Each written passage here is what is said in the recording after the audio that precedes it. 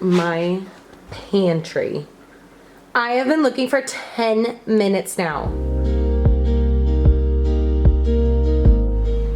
The reason I needed my phone so badly to do this video is because I have so many notes on my biggest reads of the year. And I say biggest reads because I'm gonna tell you guys my worst 5, I'm gonna tell you my best 5, and maybe some goals for the new year of 2026.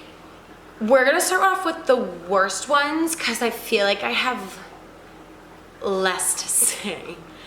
Actually, that's kind of a lie. But let's save the best for last. In total, I'm a little confused on how many I read actually, because I have 2 accounts. I have my Goodreads account, which I know people don't really like Goodreads, and I don't blame them. It is very old-fashioned, and like I've had it for so long that everything is on it, and I just like, I can't part ways with it. Anyway, my Goodreads telling me that I read 52 books. My goal was 45. However, within like the last month or so, I re-downloaded Fable. I downloaded Fable a while ago for a book club, and honestly, I just like didn't use it, so I deleted it. But then everyone was showing their like reading wrapped on Fable, and I was like, okay, that's really cute. So I re-downloaded it, and it's telling me that I read 44 books.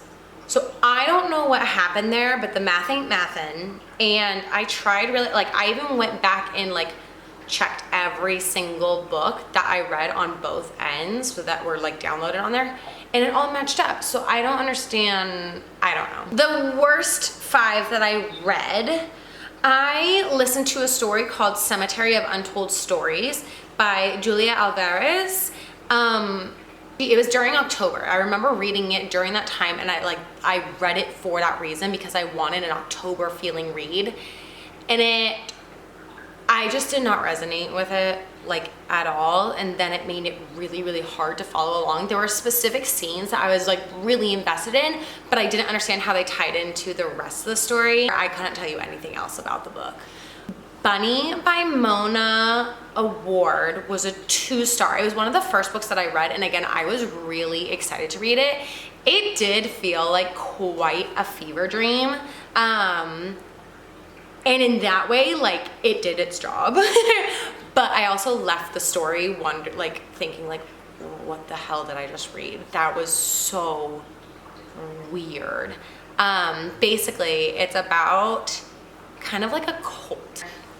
These girls on a college campus, they're kind of initiating these other women into their cult slowly but surely, and their job, like the purpose of this group of girls, is to kill boys and then turn them into bunnies and kind of like keep them as pets. Like it was very odd. I gave it 2 stars. It was a fast-paced read. I did get through it fast just because it was so weird and I needed to know what happened, but like I didn't enjoy it. I Who Have Never Known Men by Jacqueline Hartman. This was a very short story. It's only like 150 pages. Again, another book that I walked away being like, what happened? I don't get it. This book, as short as it was, it took me 3 weeks.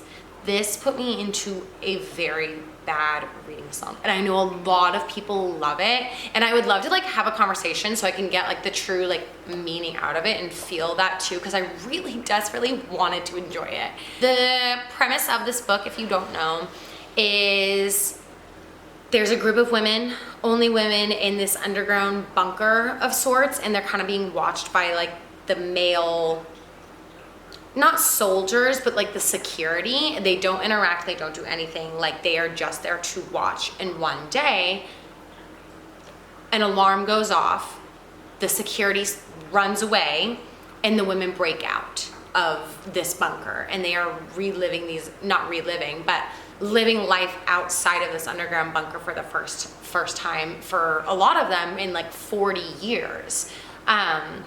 You follow a main character who's younger, who's never known the outside world.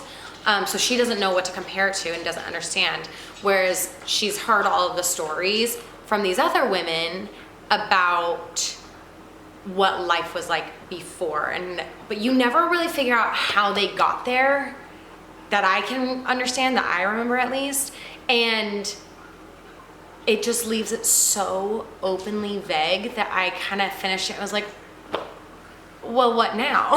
Like, it was a really tough read for me. I don't know, it just wasn't my thing. I desperately wanted to like it and I just couldn't. Night Circus by Erin Morgenstern. So much of nothing happened. I hate saying that, but like it was so anticlimactic. You're following a bunch of different characters. I think that was also part of it for me, was just like, we followed so many narrations. There's a few main ones, but there were so many others that were mixed in, that I lost track of who I was following. And in addition to that, there is like multiple timelines. So like some of the setting is in 1887 to 1889. And then another one is like in the 1901. Like they're so close in that time frame. I couldn't patch it together. It's one thing if you put a setting in today, right now in 2000s versus early 1900s. Like that's a timeline I know the difference between the two, but these to me were so close that it just like meshed all together. Last one. I haven't actually seen anyone talk about this on like YouTube or on any social medias or anything like that, but I have told a few people that when I was reading it, and they were really excited. That I've heard really good things. And that is The Last House on Needless Street, which is a horror, not my genre. It follows a few different characters, and it's about a girl that goes missing, and then fast forward into the future, the sister is trying to find her still. The public is kind of treating it like a closed case, but the sister still feels like that she's out there. So she goes on a mission to go kind of follow her. Meanwhile, we're learning about this other character named Ted, who is living at his house, and has very few interactions with other people, except for his cat, who also has its own train of thought, and we get to read about the cat's intrusive thoughts. There's a lot going on. This gave me kind of like Sixth Sense vibes, and reading it was really, really hard. I can see this being a phenomenal movie if done right. And what I mean by that is it has a lot of talk about mental health. And for me, I don't enjoy when mental health is used as a scary thing, which the author does talk about it in his afterword, which I really appreciate him like shedding light on that. I'm sorry, on her. I didn't even say who it was. Catriona Ward is the author. I really appreciate her giving some light on some of the mental illnesses that are discussed in this book.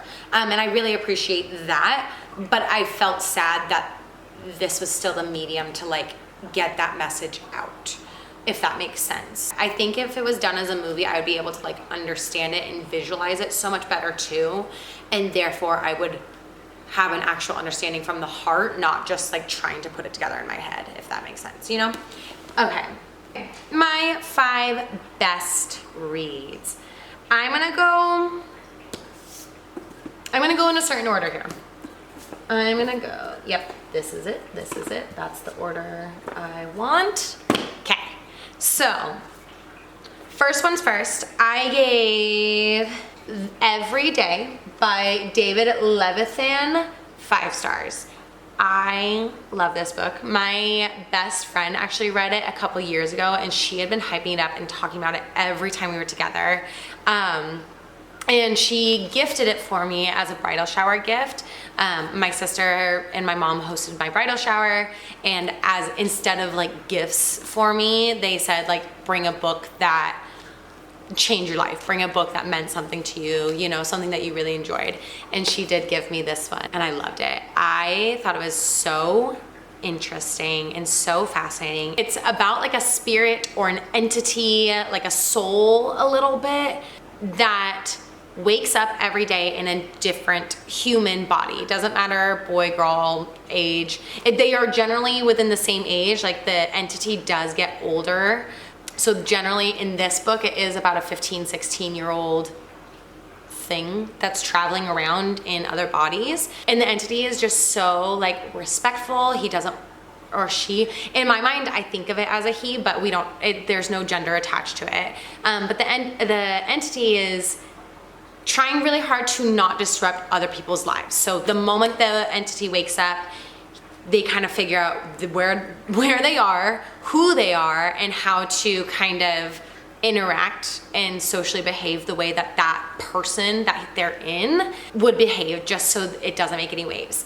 However, the entity does meet a girl and just cannot get that girl out of its brain. Constantly thinking about it, constantly trying to find its way to it, which then results in some disruptions in those other people's lives. And it kind of just follows that in like the moral ambiguity between like wanting what's best for itself versus what it's meant to do. What is it meant to do? You know, as well as like wanting what you can't have. You know, there's not going to be anything that's truly sustainable between it. So why keep pushing? And yet the entity does. And I think it is just such a beautiful book about longing and belonging, and I thought it was fantastic. Next was Out of Love by Hazel Hayes. I love a good sad romance. I don't know why.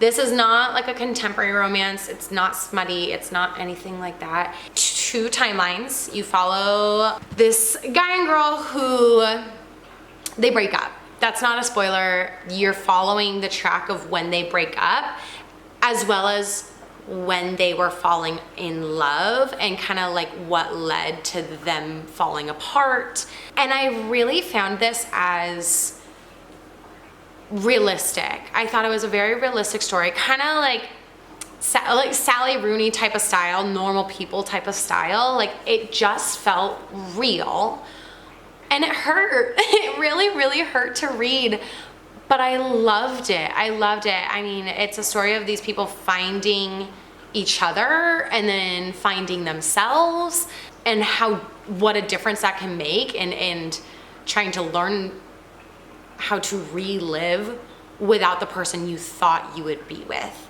I loved it. I thought it was beautiful, and I thought it was very relatable. This was a 4-star read. It was not 5 stars, but it was a 4-star read, and I still think about it and highly suggest to anyone, and that is Wedding People. It is so good.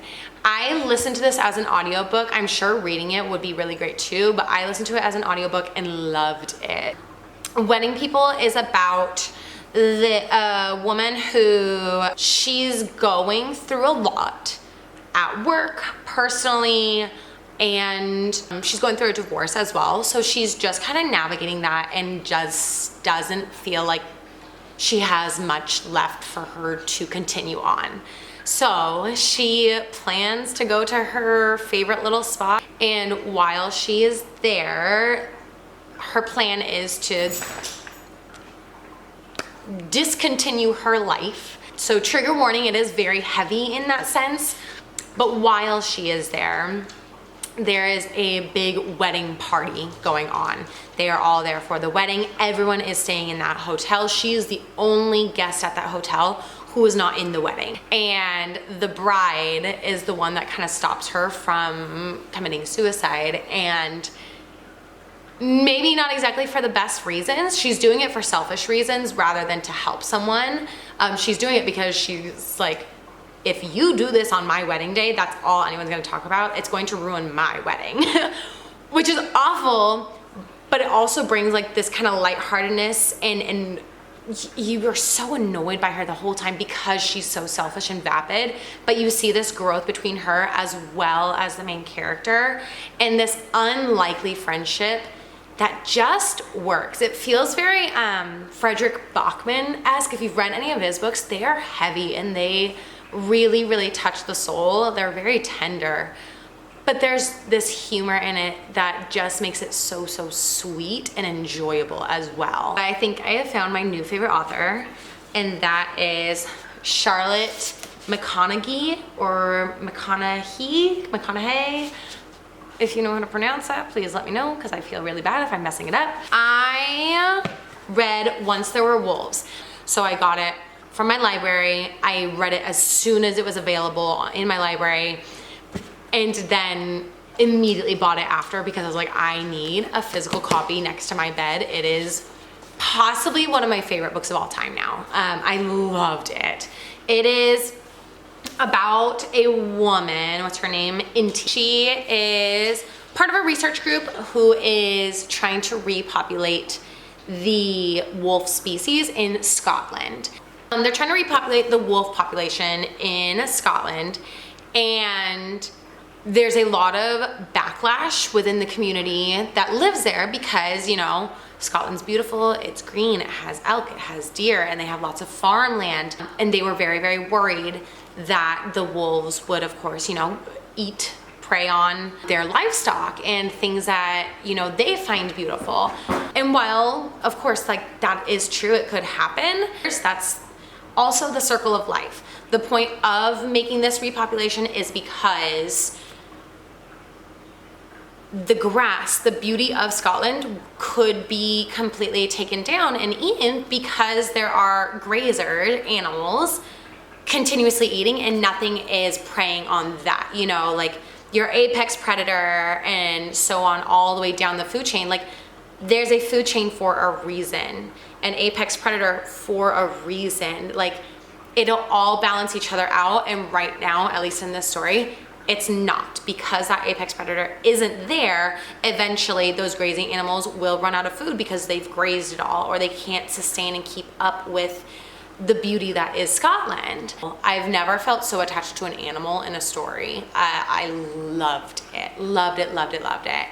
Which leads me to my next 5-star read. This is the most recent read. I finished it literally a day ago, and it's by the same author, and it's called Migrations. Now,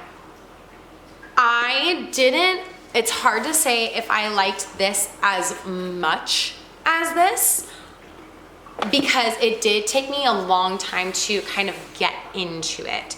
I would say the first half was pretty slow. It took me a while to kind of understand like who our characters was. Like, I really wasn't attached to her just because I didn't understand her.